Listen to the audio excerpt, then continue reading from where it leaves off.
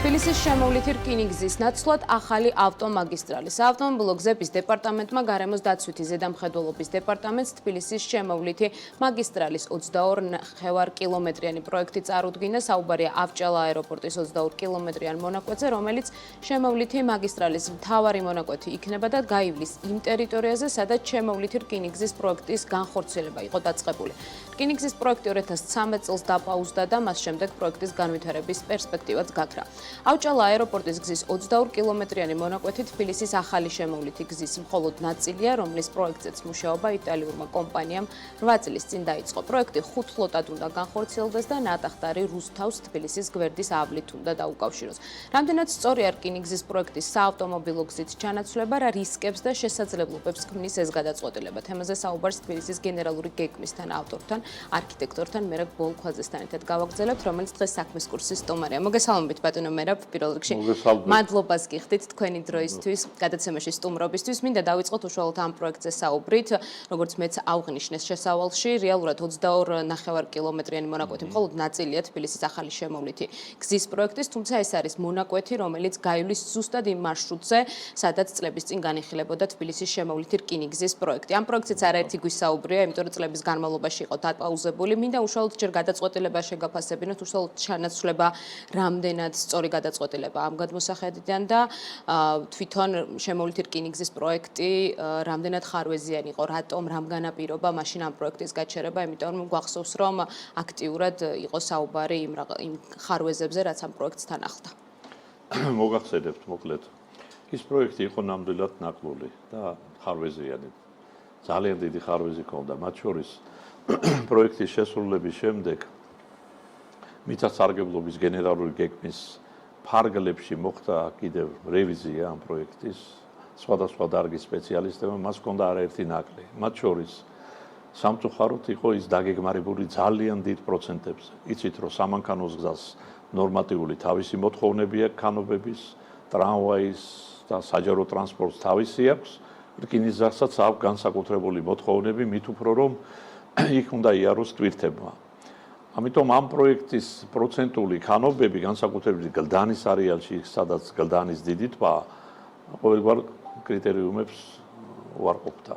შესაბამისად, იყო საჭირო ორი ელმავალი, რაკეღა დიდი ქანობი იყო აღმართში და ზოგადად ექსპლუატაცია და ყველა ეს ხარჯები 12,5 მილიონზე მეტი იყო და კიდევ იყო სხვა რამოდენიმე ასპექტი, რომელთაც დადგინდა, რომ ეს პროექტის იყო ძალიან ცუდი საინჟინრო თვალსაჩინო.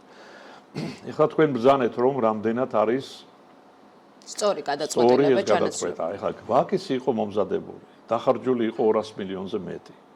რა თქმა უნდა, შესაძლებელია ეხლა რამდენი დაიხარჯება.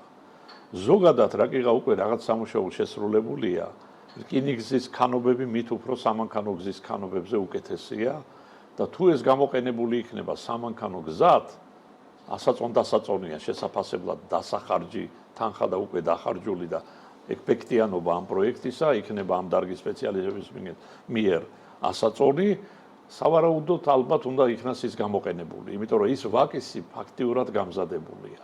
რა თქმა უნდა, მას დაჭირდება განახლება, პლუს კიდევ გაფართოება, რაც თქვენ ბრძანეთ, ამ თვალსაჩინით ის სამუშაოები შესაძლებელი იქნება. ვფიქრობ, რომ ამ ხრივ მათ შეაფასეს ამ დარგის სპეციალისტებმა და ხდება გამოყენება უკვე არსებული ვაკისის. ბატონო მერაბ, რა პერსპექტივა აქვს უშუალოდ ამ ახალ პროექტს, იმიტომ რომ და რამდენად იყო მათ შორის გენგეგმაზე მუშაობის პროცესში თბილისის ახალ შემოვლით გზაზე, რა იმ სახის რეკომენდაცია გაცემული საუბარი, იმიტომ რომ ის გათვალისწინებით, რომ 2016 წლიდან ამ პროექტზე გარკვეულწილად მუშაობა მიდის და გენგეგმა 2019 წელს ოფიციალურად უკვე დამტკიცდა და მივიღეთ. აი ამ ნაწილზე თუ იყო მათ შორის თქვენთან რეკომენდაციები, ან თუ იყავით საქმის კურსში და ჯერ კიდე გენერალური გეგმის დამუშავების დროს რაკეღა უკვე ეს შეფასება გაკეთდა, მაშინაც იყო წინადადებები, რომ ხო არ გამოვიყენოთ სხვა ფუნქციით, მათ შორის სამანქანო გზისთვის. მას დაჭირდებოდა დამატებითი შეფასება, რომელიც სავარაუდოდ ალბათ გაკეთდა, მაგრამ ის რომ გამზადებული იყო ეს ვაკისი და უნდა გამოვიყენოთ ცალსახა. ზოგადად ქალაქმშენებლები უფრთხით სამანქანო გზებს. განსაკუთრებით სამანქანო გზებს ზოგადად არა, მაგრამ უფრთხით რეკრეაციულ ზონებში. იმიტომ რომ გზა იწვევს განვითარებას. ამიტომ ჩვენ ძალიან ყურადღებით უნდა ვიყოთ განსაკუთრებით ზღვის არეალში, სადაც გადის ეს სამანქანო გზა და გაივლის. იქ არ მოხდეს უსისტემო განვითარებები და ზოგადად სამშენებლო დიდი განვითარებები, იმიტომ რომ რეკრეაციული სივრცე არ შეილახოს. ამიტომ ამ თვალსაჩინით არის საყურადღებო და იქ იქნება რაღაც შეზღუდვების შემოსაღები.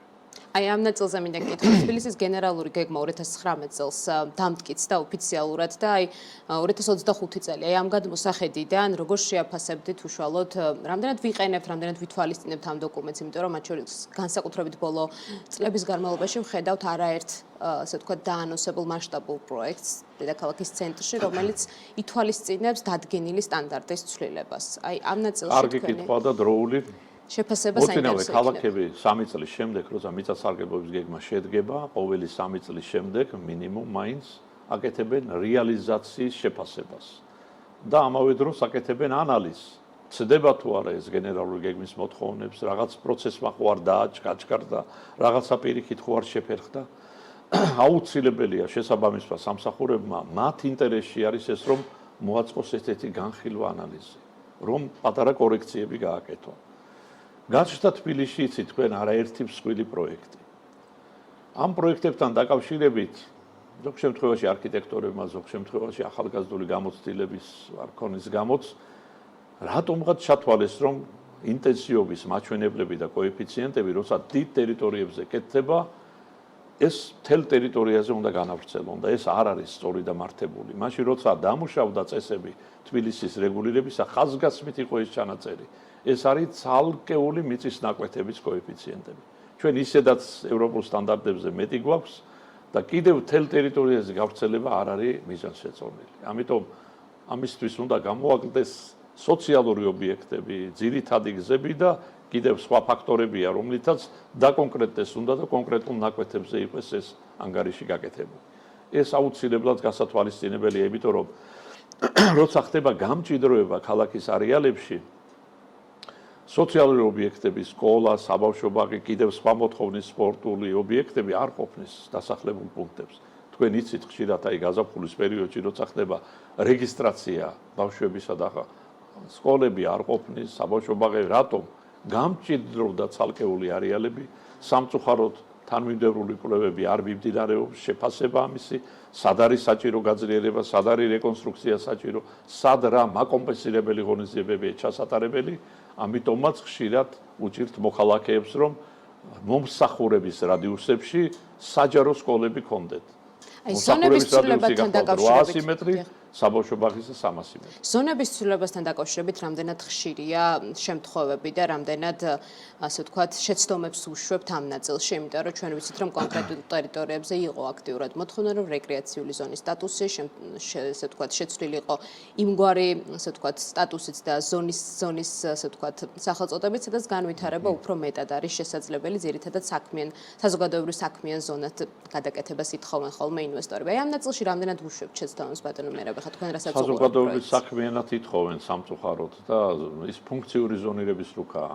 საზოგადოების საქმიანი ნიშნავს, რომ საზოგადოების საქმიანი, სამწუხაროდ საზოგადოების საქმიანი ზონა უნდა კოეფიციენტისთვის და სინამდვილეში უნდა საცხოვრებელი ააშენონ იმ სიმჭიდროს. ნელ-ნელა ამას ძალიან დიდი ყურადღება ჭირდება, იმიტომ რომ არ გადაიქცეს ჩვენი ზონირების რუკა კოეფიციენტების რუკად. ამას უნდა მუდმივი ყურადღება და მონიტორინგი. სავარაუდოდ ურბანულმა სამსახურმა და მერიამ შეიძლება რაღაც საკვლევი ჯგუფით შექმნას, რომ დააკვირდეს ამ პროცესებს. ეს არის აუცილებელი, იმიტომ რომ გავიდა ამდენი წლები მიწათსარგებლობის გენერალური გეგმის დამტკიცებიდან, მას ჭირდება შეფასება. ხო არ მოხდა ცვლილებები იმაზე მეტი რაც საჭირო იყო. საშუალო მოკლევადიანი და გრძელვადიანი ღონისძიებების თვალსაზრისით როგორ მიდის გენერალური გეგმის განხორციელება. ეს სამუშაო შესასრულებელია და აუცილებლად. ზოგადად თქვენ რაც ბრძანეთ, ზონის ცვლილებებს არ უნდა მიესალმებოდეს ქალაქი. ხდება ზონის ცვლილება, აი ბერლინის მიწათსარგებლობის გეგმაში მომხდარა არაერთი ცვლილება, მაგრამ ეს არის დიდი საჯარო ინტერესების ფონზე და არაერთი განხილვის მაგალითები ვიცით ამის. მინდა მოვასწროთ და კითხოთ ბოლო დღეების განმავლობაში აქტიურად განიხილება, ასე ვთქვათ, MR ჯგუფის ინვესტიციის განხორციელება საქართველოში და კერძოდ თბილისთან ახლოს კრწანისის ტყეპარკში არის დაგეგმილი კონკრეტული პროექტის, საინვესტიციო პროექტის განხორციელება. პროექტის დეტალები ასე ჯერ უცნობია, არ არის ცნობილი, მაგრამ გვაინტერესებს ამ მიმართულებით თქვენი შეფასებაც. ნუ იყო გარკვეულწილად კრიტიკაც პროექტთან დაკავშირებით, მაგრამ თქვენი მხრიდან გვაინტერესებს რამდენად მიზანშეწონილი ამ ტერიტორიის განვითარება და თუ განვითარდება, რა იქნება თქვენი რეკომენდაცია, რას უნდა მიექცეს ყურადღებას, რომ გარკვეულწილად შევინარჩუნოთ ის რეკრეაცია, რაც ადგილზე დღემდე არსებობს. სავარაუდოდ ვფიქრობ, რომ ამისთვის შეიძლება საუბარი როგორ არ შეიძლება წინასწარ ჯერჯერობით ჩანს რამოდენიმე რენდერს რო ეძახიან და ხედვა მხოლოდ. ეს არ არის პროექტი. ვფიქრობ მე რომ პროექტს აუცილებლად პროექტისთვის უნდა შედგეს საპროექტო დავალება, ქართული მხარის მოთხოვნები, იქ გვარს აქვს თავის შეზღუდვები. იქ თბილისსა და რუსთავს შორის არეალი უნდა დარჩეს მწვანე სარტყლის სახით რეკრეაციულ სივრცე. არის კიდევ იქ ცალკეული ადგილები, სადაც არის კარგი გამწვანებები ანკლავების სახით და მათი უწყვეტობისა და ერთიანი სივრცის შესანარჩუნებლად ღონისძიებები ჩასატარებელი. მაგრამ არის იგივე ტერიტორიაზე სამწუხაროდ სამშენებლო ნარჩენებისა და საყოფაცხოვრებო ნარჩენების ძალიან დიდი არეალები, მოუვლელი. პლუს არის კარიერი არაერთი ბეტონის კვანძები იყო და ეს კარიერები გახლავთ არამტკვრის კალაპოტში ცოტა უფრო განზე ძალიანად გაუბედურებულია ტერიტორია. ამიტომ ასეთ პროექტებს სჭირდება კოლევები. კოლევა, რომელიც განაპირობებს შემდეგ ნაბიჯებს. ეს ჯერჯერობით გახლავთ მხოლოდ ხედვა. ამ კოლევის შედეგად, კონკრეტული პროექტის შედეგად მეტის თქმა შეიძლება და ერთის თქმა აუცილებელია. თქვენ იცით, რომ გაჩნდა წინადადებები სტადიონის შესახებ, გაჩნდა წინადადებები ახალი აეროპორტის შესახებ. აი მაგისტრალზე დღეს ვისაუბრეთ, სხვა მაგისტრალებზეც არის საუბარი, პლუს ესეთი მსხვილი პროექტები. ეს გახლავთ არა თბილისის საზღვრებში, აგლომერაციის საზღვრებში. და ძალიან კარგია, როგორც მე მაქვს ინფორმაცია, სივრცითი მოწყობის სააგენტომ გადაწყვიტა სასწრაფოდ შემოშავდეს თბილისის აგლომერაციის გეგმა. ეს სივრცითი მოწყობის გეგმა, რომელიც აი სწორედ ასეთ საკითხებს წყვიტავს. ზოგადად ცუდი არ არის, რომ ქალაქი და სახელმწიფო ხდებოდეს ინვესტორებს გამზადებული მასალით, მაგრამ აი სად რა იქნება ცხელი წერტილია, წინასწარ ძნელია ამისი. ამიტომ ასეთი პროექტი შესასრულებელია, თუმცა ასეთ ცალკეულ შემთხვევაში შეიძლება რაღაც სასწრაფო ნაბიჯები გადაიდგას. მადლობა ძალიან დიდი ბატონო მერაბ. ტრადიციულად საინტერესო ინტერვიუსთვის. ჩვენი სტუმარი იყო თბილისის გენერალური გეგმის თანაავტორი არქიტექტორი მერაბ ბოლქვაძე.